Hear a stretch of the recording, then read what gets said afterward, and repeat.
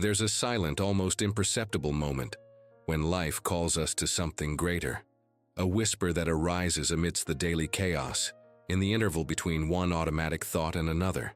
It's in this moment that many feel a deep restlessness, a mixture of ambition and discomfort, as if a force is being born demanding its expression. But what happens next?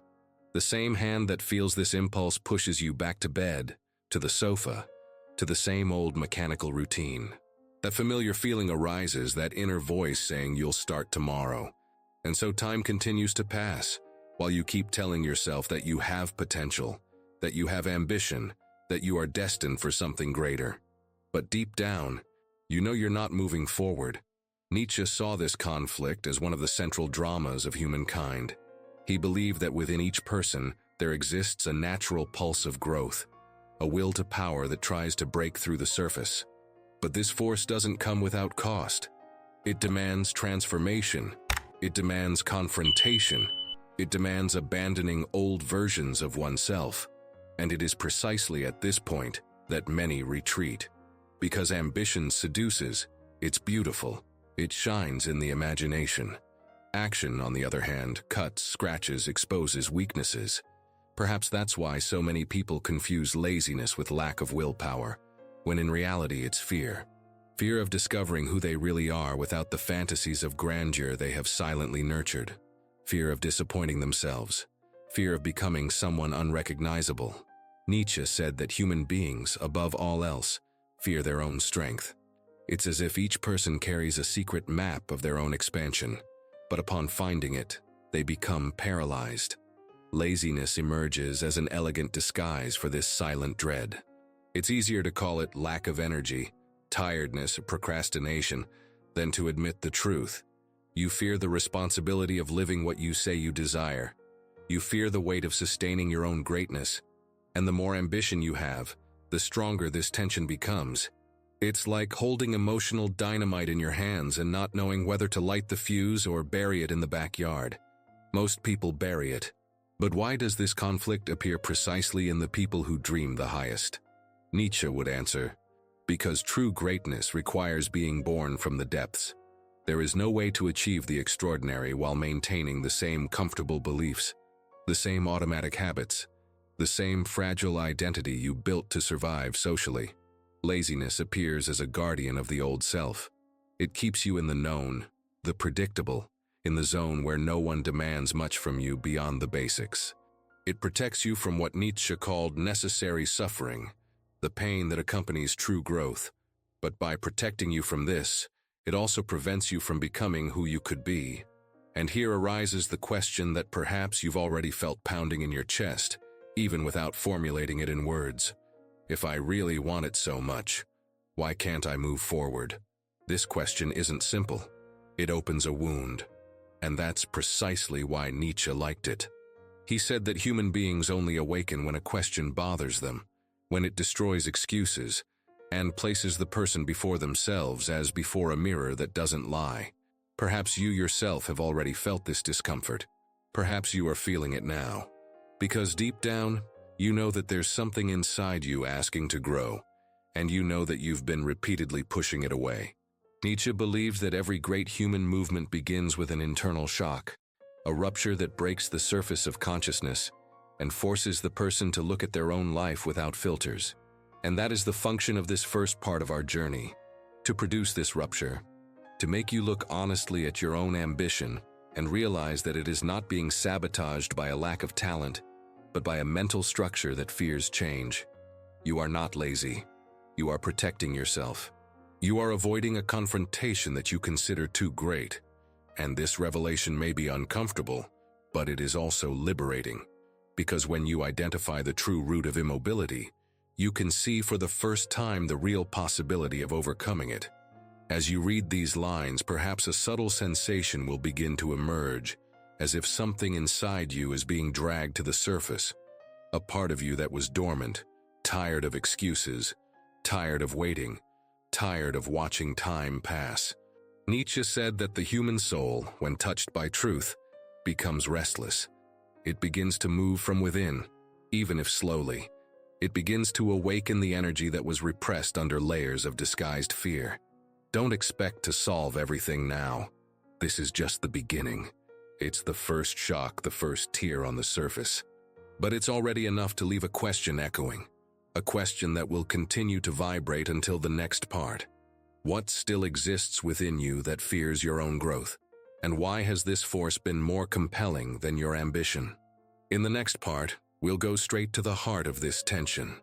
With Nietzsche by our side, we'll expose the inner workings of laziness and reveal why it arises precisely where greatness begins to emerge. Prepare yourself, because what comes next is not comfortable, but it is necessary. Have you ever noticed how laziness appears at the most crucial moments? It never arises when nothing important is at stake. It doesn't bother you when the commitment is small, when the task is irrelevant, when there's no risk involved. It emerges precisely when something could change your life. It seems almost like a hidden intelligence, a force that knows your ambitions and appears the second you get too close to them. Imagine the scene. You finally decide to start that project that's been on your mind for months. You open your computer, prepare the material, and suddenly you feel a strange fatigue, a sudden discouragement, an intense desire to do anything else. It's not a coincidence. It's an internal mechanism trying to prevent your own progress. Nietzsche would say it's the old self fighting for survival. Consider simple situations in your daily life. You plan to wake up early, but when the alarm clock rings, your body feels heavy as if it were buried. You say you're going to study something important, but first you open 10 meaningless tabs, as if trying to escape yourself. You promise you'll work out, but a perfectly convincing excuse pops up at the right moment, and always with the same unsettling feeling. I know I should be doing something else. It's as if there's a silent presence inside you, lurking, ready to pull your chains the moment the desire to grow threatens to become real. Nietzsche saw this presence as the shadow of the unborn man, a natural resistance to the new, the unknown to risk. This resistance manifests as laziness, because it's easier to accept paralysis than to face the truth. Growing requires dying a little. It requires letting go of the mental zones that have kept you safe until now. It requires abandoning behaviors that have protected your ego for a long time. And this creates an invisible tension. Laziness is just the mildest symptom of this conflict. There are deeper ones that you may never have admitted. The feeling that, if you really try, you can no longer hide behind excuses. The fear of discovering if you are truly capable, or if everything you imagined about yourself is just fantasy. The fear that your ambition is greater than your strength. It's an ancient, ancestral, almost instinctive fear. Nietzsche saw the human being as a bridge, not as a destination. And every bridge carries the risk of crossing it. Laziness arises as the desire to remain on the known side, even when that side no longer serves you. Think about how many times you postponed something important because you felt it wasn't the right time. How many opportunities passed before you and were wasted because of a false sense of tiredness or lack of motivation. How many times have you realized you were sabotaging yourself at the exact moment you were about to do something that would bring you closer to the life you desire? This pattern is not accidental. It's an internal mechanism that tries to keep your identity intact, even if it means wasting your own gifts. And there's something even more disturbing. The greater your ambition, the stronger this resistance. People without big dreams don't suffer as much from laziness. They have little to lose.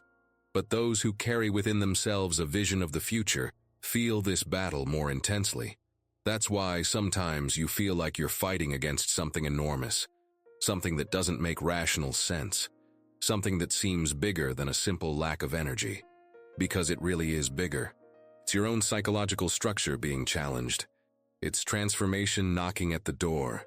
It's the beginning of the journey. Now imagine a common, yet revealing scene. You are sitting facing what you need to do. Nothing physically impedes you. There is no pain, no threat, no real danger. But your mind acts as if it were standing before a precipice. One part of you tries to move forward. Another pulls you back. You feel tension in your chest, a slight unease, an indecision that shouldn't exist in the face of such a simple task. This is where Nietzsche becomes essential. For him, this tension is not a flaw. It is a sign that something important is about to happen. It is proof that you are standing before an inner portal.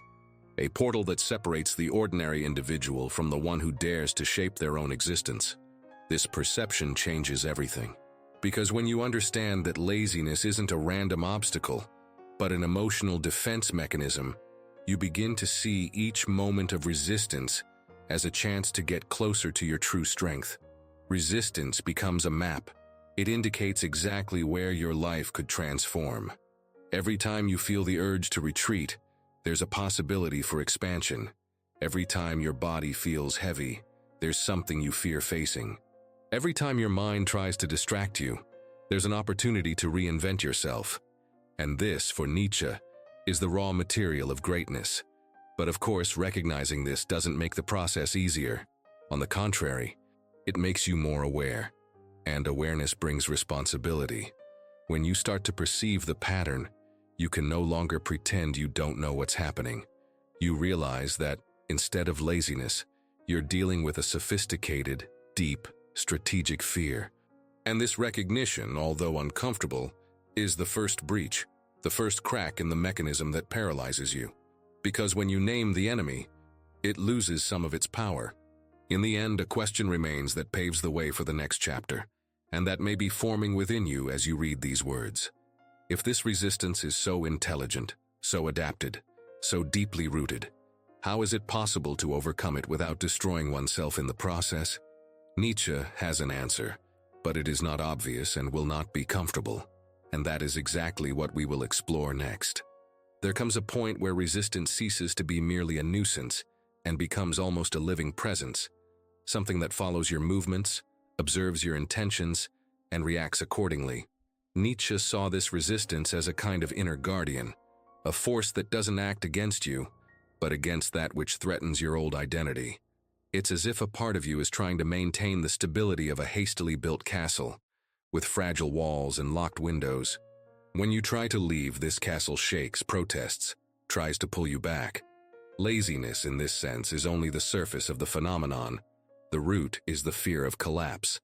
And this truth, though subtle, completely changes how you interpret your own immobility. It's not a lack of discipline. It's self-preservation. Imagine the delicacy of this process. Every time you try to start something that could change your life, even a small step, resistance reacts like a triggered alarm. It tries to protect you from exposing yourself, from failing, from discovering that the idealized image you have of yourself can crumble at the first real test. It's a mechanism that prefers to keep you stagnant rather than allow you to face the raw truth of experience. Nietzsche said that human beings have a secret fear of knowing who they really are, because this discovery requires abandoning comfortable illusions. And abandoning illusions is almost like tearing off your own skin. Psychological pain is real, even if you don't recognize it as such. But here's something unexpected. What if resistance wasn't an enemy to be destroyed, but a precise sign of the path you need to take? What if what causes you the most laziness, the most discomfort, the strongest feeling of wanting to escape is precisely what reveals your strength? Have you ever hidden your own potential behind the excuse of, "I'm not in the mood"? In moments of greatest immobility, a latent force attempts to break through the surface. Nietzsche believed that every creative and transformative impulse is born accompanied by a small inner earthquake. Before expansion, the ground always trembles. Before courage comes fear. Before action, doubt appears. And ironically, the stronger the approaching transformation, the more intense the resistance that arises. It's a paradox that destroys common logic, but explains why so many talented and ambitious people feel stuck, trapped in a mental routine that doesn't match the magnitude of what they carry inside.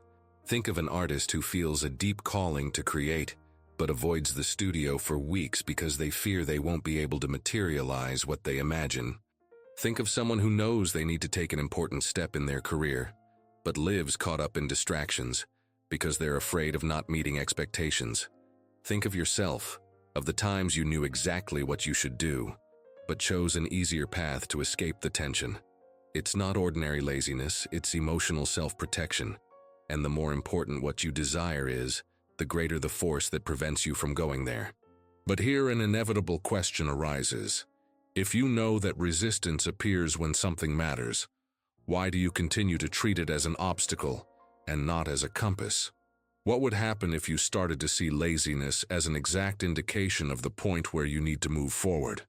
Nietzsche said that the man who wishes to overcome himself needs to learn to decode his own symptoms. Everything that bothers, irritates, or paralyzes him indicates something that is trying to emerge. This interpretation changes the game, because now, when you feel stuck, you won't see it as a sign of incapacity, but as confirmation that you have touched a sensitive zone of your own transformation. You are not paralyzed because you are weak. You are paralyzed because you are too close to an internal limit. And crossing that limit requires abandoning the version of yourself that has always protected you, but also always limited you. This is where many give up, because they don't understand that resistance is a rite of passage, a silent, intimate, often painful, but absolutely necessary rite. The average person runs away from this process. They look for shortcuts, easy motivation, immediate methods. But Nietzsche believed in another path, that of slow, persistent courage which advances even in the face of initial repulsion. The courage that is born from the awareness of one's own fear and not from its denial. The courage that doesn't need enthusiasm, only a firm step. And here I leave you with a necessary interruption. How many times have you mistaken the call to grow for a feeling of threat? How many times have you interpreted internal tension as a signal to retreat, when in fact it was exactly the opposite? It is precisely at this point that a revelation almost always arrives. You are not fighting against laziness, but against the person you have been until now. An entire identity built over years trying to remain intact while you try to overcome your own limits. And every identity fears reinvention, because reinventing oneself implies killing a part of oneself. It's not a metaphor, it's deep psychology. It's real transformation, it's deconstruction. And that explains why this process hurts, even without physical pain. As this understanding deepens, something interesting happens. Resistance loses some of its strength. It doesn't disappear, but it ceases to seem like an impenetrable giant and begins to seem like a warning that if you are feeling discomfort, you are treading precisely on territory where your life could change. Nietzsche would say that this is the moment when you finally begin to see the enemy clearly, and in seeing it, you realize that it was never as big as you imagined. It only grew in the dark. And now comes the question that paves the way for the next step. If resistance is inevitable, whenever you try to transform yourself, how do you transform this opposing force into a source of energy? How do you use what paralyzes you as fuel to move forward? Nietzsche offers a bold answer, and perhaps it is precisely this answer that you have never considered. That is what we will explore in the next part. There's a curious moment in the life of someone trying to change. The instant when something seemingly small triggers an unexpected transformation. Many people report that their great changes began with banal, almost ridiculous events that had no importance at first glance. Nietzsche loved this kind of irony of life. He said that man only awakens when something breaks the automatic rhythm of existence, when a noise out of place forces him to see what he didn't want to see. And it's fascinating to realize how these ruptures happen in the most unlikely places, as if life itself were conspiring to pull someone out of stagnation. A classic example is the story of a young German man who spent years dominated by a routine of repetition and exhaustion. He had ambition, talent, and enormous plans, but he kept postponing everything in the name of lazy perfectionism. Until one day on his way to work, he saw an 80-year-old man running down the street, jogging joyfully as if he had discovered a secret that others ignored. It wasn't the running that caught his attention, but the smile, the lightness, the feeling that this old man was more alive than he was. The shock was so strong that it changed something inside him. There was no inspiring speech, no motivational video, no profound advice. Just the brutal realization that he was aging in his soul, while an octogenarian flourished. Nietzsche would say that it was a lightning bolt, the kind of event that tears the sky of consciousness and leaves the individual without excuses. Another curious case involved a woman who spent years planning to write a book, but always encountered the same invisible wall: tiredness, distraction, self-sabotage. Until, one ordinary night, she mistakenly received an email intended for someone else. It was a simple text, sent by a friend to someone who had given up on an important project. The message read, "It's not that you can't do it. It's that you're afraid to change who you are." That sentence should have been sent to someone else, but it landed exactly in the inbox of the person who needed to hear it. And she realized that the laziness that had accompanied her for years was never physical. It was a protective mechanism against the change the book would bring about. This revelation led her to write the first chapter that same day. Nietzsche would argue that life uses chance as instruments to push the individual towards their potential. These unexpected events reveal something essential. Awakening doesn't require grandeur, only disruption. And often disruption comes from where you least expect it. A forgotten object, a random phrase, a stranger, a fleeting encounter. Anything can become the trigger that undoes years of paralysis. It's as if the universe is waiting for you to be distracted to act.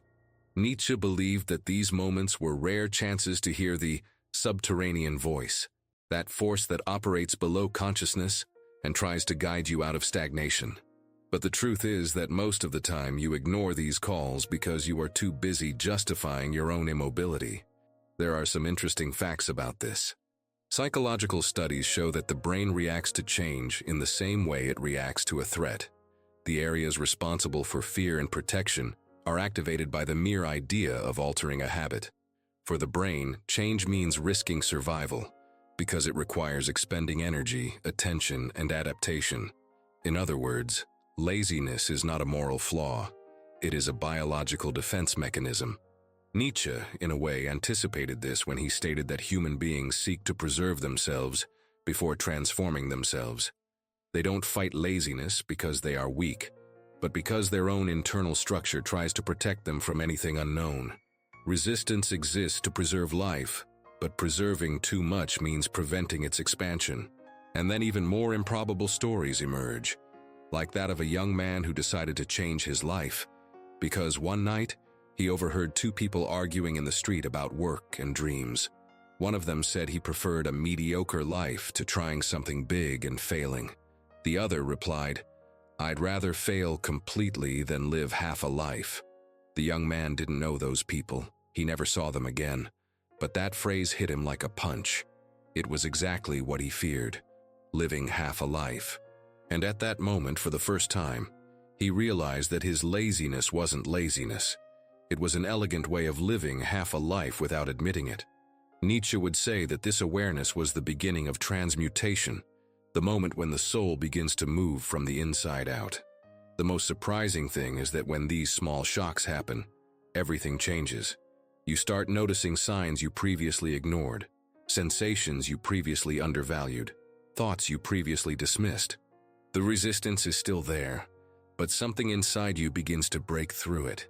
It's as if your body is still trying to pull you back to the old path, but your mind is starting to look ahead with more determination. And this small shift is already the beginning of overcoming. Nietzsche stated that transformation begins when the individual feels ashamed of their own inertia. Not humiliating shame, but the kind that awakens, the kind that makes you say, "This no longer suits me." It is at this point that the viewer, you, might realize that you too have lived through moments like this. Moments in which something seemingly small affected you disproportionately. Moments you tried to ignore, but which continue to haunt your memory. Moments that, for some reason, have not been forgotten. Perhaps your calling was there. Perhaps the lightning bolt that Nietzsche said only illuminates those willing to see was there. And if you are reading these lines now, perhaps it is because there is still something inside you, waiting for the chance to cross the boundary that has always prevented you from moving forward. The question that remains, and which prepares us for the next stage, is simple but profound. If these signs appear to everyone, why do so few actually follow them? What makes some overcome resistance while others remain trapped by it for life? The answer, according to Nietzsche, lies in a choice that almost no one recognizes they are making. It is this invisible choice that we will reveal in the next part. That night felt different from the start. The wind blew as if carrying a warning, and the darkness seemed to watch every step you took.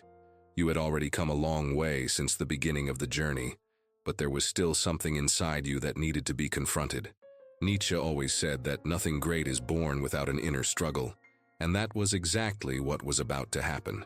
As you walked, you felt the weight of the choices you had made so far, as if each one was being silently examined. There was no escaping the responsibility that came with the desire to become a better person. The path to overcoming is never gentle. It demands surrender. It demands that you let go of the illusions that keep you comfortable. And that night, that comfort would finally crumble.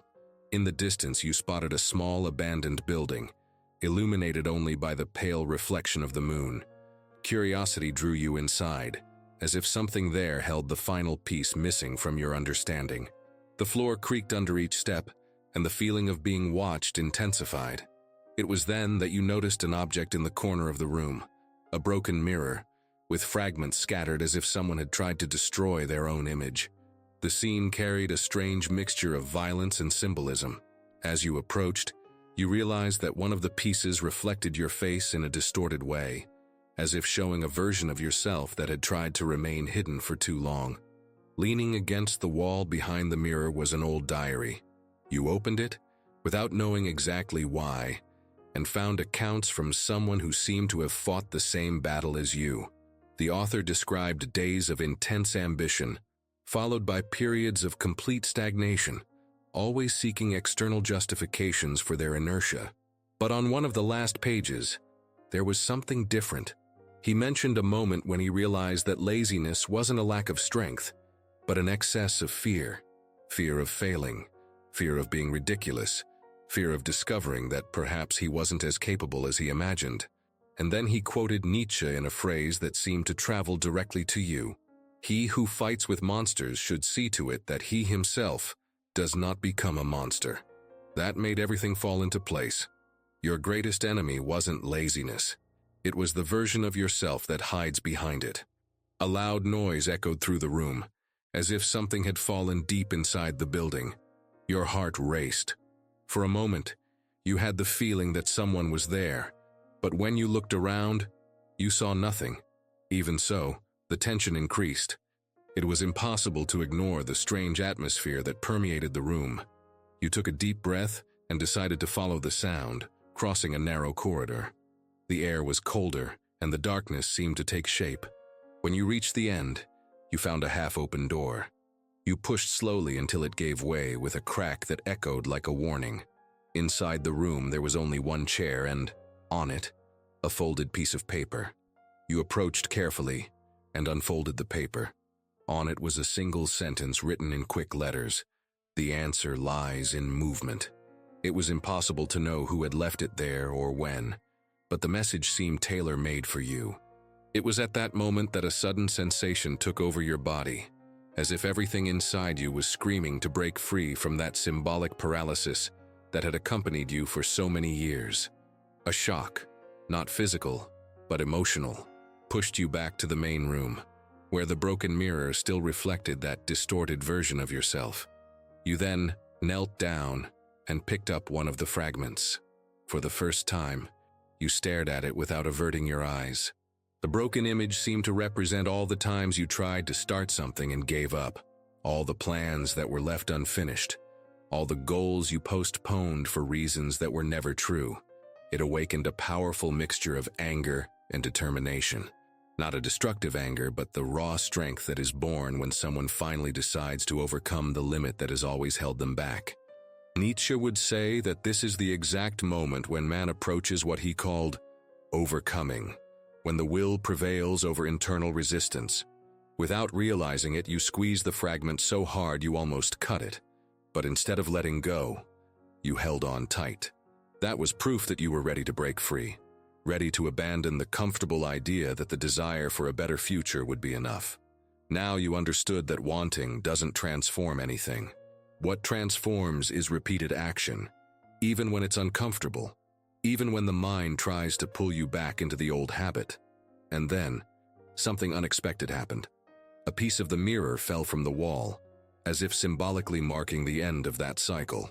When you left the building, the sky was beginning to lighten. The first light of dawn touched the ground, and everything seemed different. Not because the world had changed, but because you had finally faced what you had always tried to avoid. Laziness would never again be seen as a mere personal flaw. Now you knew it was a portal, a test, a shadow that demands courage to cross. And in crossing it, you don't just move forward. You are reborn. When you left that place behind, something inside you had irreversibly changed. The way back seemed shorter, perhaps because your legs no longer carried the weight of doubt. For the first time in a long time, you were walking without hesitation, as if a new energy emerged from each step. Nietzsche always believed that human beings only advance when faced with a challenge greater than their own excuses.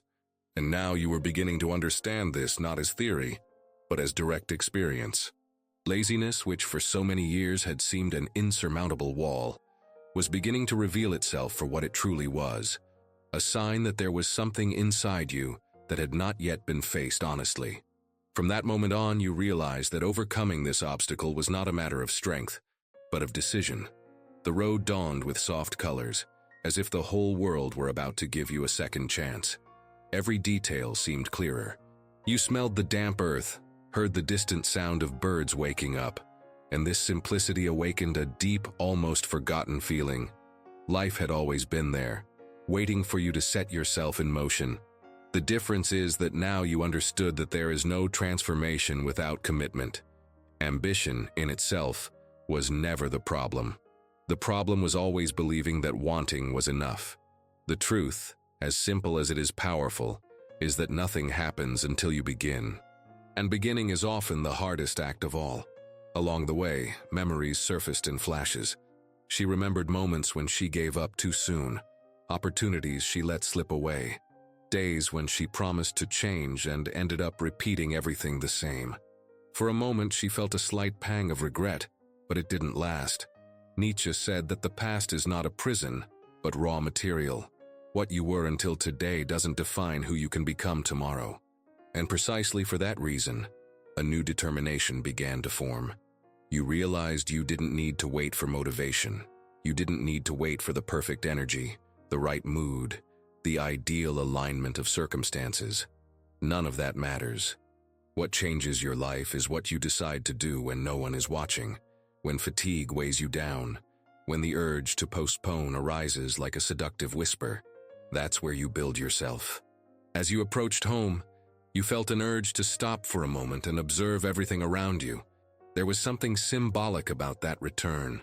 Entering through the door would be like crossing a portal, not to a new place, but to a new way of being. You knew the battle wasn't won. Laziness would return on other days as it always had. Doubt would strike again. Procrastination would try to pull you back to your old comfort zone. But now you had something you'd never had before. Awareness. And awareness changes everything. When you understand what's happening inside you, you have the power to act before habit takes over. Nietzsche said that clarity is a form of power, and that clarity was now in your hands. You entered the house slowly, as if respecting your own new beginning. You looked around and noticed small things that had previously gone unnoticed. Objects out of place, postponed tasks, ignored details. Each one seemed like a silent reminder of past versions of yourself. But instead of feeling ashamed, something different happened. You smiled, because now you knew you could change all of that, not all at once, but step by step. A simple act, repeated every day, is capable of completely altering a person's destiny. This idea struck you powerfully. You didn't need grand rituals, extraordinary methods, or radical overnight transformations. You just needed to begin and continue. That's when you sat down, took a deep breath, and let your thoughts settle. You realized that the big turning point wasn't the broken mirror, the old diary, or the abandoned building. All of that was just a backdrop to reveal something much more important. The real adversary was within you, but so was your true potential. From this understanding, a different kind of courage is born. A silent, solid courage that doesn't depend on applause or witnesses. It's the courage to change when no one will congratulate you for it. The courage to persevere when everything inside you wants to stop. The courage to become someone you don't yet know, but are already beginning to glimpse. You closed your eyes for a few seconds, allowing this understanding to take root. When you opened them again, you felt something within you had aligned. There is no turning back. The person you were before this path no longer exists. Now, you have chosen to act. You have chosen to build. You have chosen to take responsibility for your own life. And that is the most powerful decision a human being can make. From here on out, every small movement will be a silent declaration of transformation. Every conscious choice will be a step towards your best self. Every day will be an opportunity to prove to yourself that laziness no longer controls your destiny. You stood up, took a deep breath, and initiated the first concrete action of this new cycle. Small, simple, seemingly insignificant, but with a gigantic symbolic weight. That was the turning point in your journey. Because in the end, what truly transforms is not the grand moment. It's the first step. And before you move on to the next one, I want to ask you something. If this journey touched you, if at any point you saw yourself in this story, please like this video. If you want to share your experience, leave a comment, even if it's anonymous. And if you want to continue evolving, reflecting, and growing alongside someone who believes in your potential, subscribe to the channel. Your transformation starts now, and I will walk with you.